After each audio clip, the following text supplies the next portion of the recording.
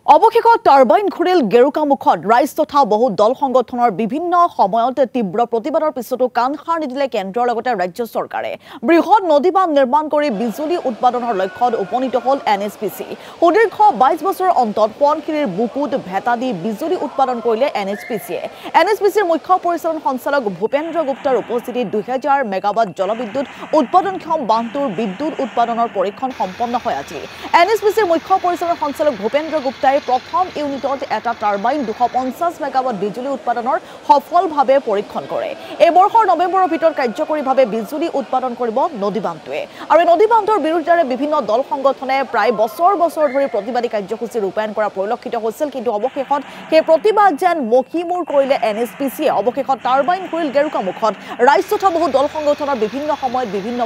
তীব্ৰ প্ৰতিবাদৰ পিছতো যেন এক প্ৰকাৰ কাণ সাৰ নিদিলে কেন্দ্ৰৰ লগতে ৰাজ্য চৰকাৰে বৃহৎ নদীবান্ধ নিৰ্মাণ কৰি বিজুলী উৎপাদনৰ লক্ষ্যত অৱশেষত উপনীত হ'ল NHPC সুদীৰ্ঘ 22 বছৰৰ অন্তত সোৱণশিৰিৰ বুকুত ভেটা দি বিজুলী উৎপাদন কৰিলে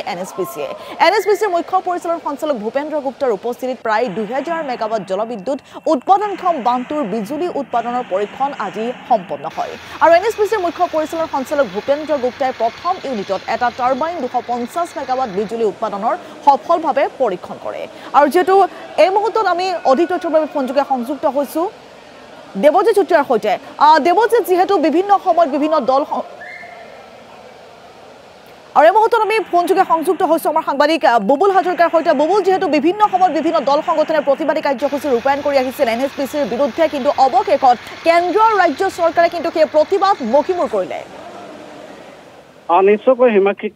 ক'ব লাগিব যে অৱশেষত নামনি সোৱণশিৰি জলবিদ্যুৎ প্ৰকল্প যি এটা বহু বিতৰ্কিত জলবিদ্যুৎ প্ৰকল্প আছিল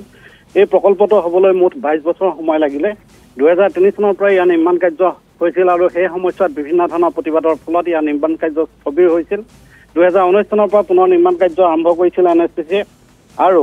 আজিৰ দিনটোত NHPCৰ বাবে এটা অতি ভাল খবৰ যে তেওঁলোকে এই বহু ঘাট প্ৰতিঘাতৰ মাজত বহু প্ৰাকৃতিক দুৰ্যোগৰ মাজত এই নামনি সোৱণশিৰি জলবিদ্যুৎ প্ৰকল্পটো নিৰ্মাণ সম্পূৰ্ণ কৰি পৰীক্ষণমূলকভাৱে বিজুলী উৎপাদনৰ পৰীক্ষা আজি তাৰিখত সম্পন্ন কৰিছে অৰ্থাৎ বিজুলী উৎপাদনৰ দিশত NHPCয়ে তেওঁলোকে বিজুলী উৎপাদনৰ লক্ষ্যত তেওঁলোক উপনীত হ'ব পাৰিছে আৰু ইতিমধ্যে বিভিন্ন ধৰণৰ চৰ্চা চলি আছে যে অহা নৱেম্বৰ মাহৰ ভিতৰতেই নামনি সোৱণশিৰি জলবিদ্যুৎ প্ৰকল্পৰ কেউটা টাৰ্বাইন মুঠ 8টা টাৰ্বাইন আছে এই 8টা টাৰ্বাইন ঘূৰাই তাৰ পৰা 2000 মেগাৱাট জলবিদ্যুৎ উৎপাদন হ'ব তাৰে ফলস্বৰূপে ভূপেন্দ্ৰ গুপ্তা যিগৰাকী NHPCৰ মুখ্য পৰিচালন সঞ্চালক ফৰিদাবাদৰ পৰা তেওঁ আহিছে কালি আহি আজি এই এটা ইউনিটৰ টাৰ্বাইন তেওঁ চলাইছে পৰীক্ষণ সম্পন্ন কৰিছে আৰু তাৰ পাছত তেওঁলোকে ছ'চিয়েল মিডিয়াত এই কথাটো উল্লেখ কৰিছে যে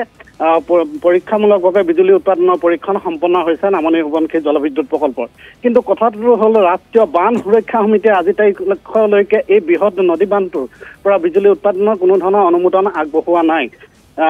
ডেম ছেফটি কমিটিৰ ৰিপৰ্ট NHPCয়ে এতিয়াও লাভ কৰা নাই আমাৰ হাতত যি তথ্য আছে কিন্তু তাৰ মাজতে তেওঁলোকে পৰীক্ষা সম্পন্ন কৰিছে আৰু তেওঁলোকে আশা কৰিছে যে নৱেম্বৰ মাহৰ ভিতৰত ডেম ছেফটিৰ ৰিপৰ্ট তেওঁলোকে লাভ কৰিব আৰু কেউটা টাৰ্বাইন ঘূৰাই 2000 মেগাৱাট জলবিদ্যুৎ একেলগে তেওঁলোকে উৎপাদন কৰিব পাৰিব উত্তৰ অসমৰ ৰাইজৰ এক দীৰ্ঘদিনীয়া প্ৰতিবাদ আছিল সোৱণশিৰি নদীৰ সভ্যতাৰ প্ৰতি ইয়াৰ বিৰূপ প্ৰভাৱ পৰিব বুলি বিশেষজ্ঞসকলে কৈছিল পাহাৰটোৰ ওপৰত বিভিন্ন ধৰণৰ মতামত আছিল তেওঁলোকৰ নিৰ্মাণ কাৰ্য বিভিন্ন সময়ত প্ৰকৃতিয়ে তছনছ কৰে ভূমিস্খলনে হওক বানপানীয়ে হওক তাৰ ফলত তেওঁলোকৰ ব্যাপক ক্ষয়ক্ষতি হয় এই সকলোবোৰ কথা তেওঁলোকে ওলাই কৰি বিশেষজ্ঞৰ প্ৰতিবেদন মতামত সকলো আওকাণ কৰি বিভিন্ন দল সংগঠনৰ প্ৰতিবাদক নেওচি সোৱণশিৰি উপত্যকাটোৰ অদূৰ ভৱিষ্যতলৈ এক মৃত্যু উপত্যকাত লক্ষ্য কৰাৰ প্ৰথমটো চকৰি আজি ঘূৰালে নামনি সোৱণশিৰি জলবিদ্যুৎ প্ৰকল্পৰ নিৰ্মাণ সংস্থা NHPCয়ে হয় বুবুল হাজৰিকা সবিশেষ তথ্যৰ বাবে এই মুহূৰ্তত আপোনাক ধন্যবাদ জনাইছো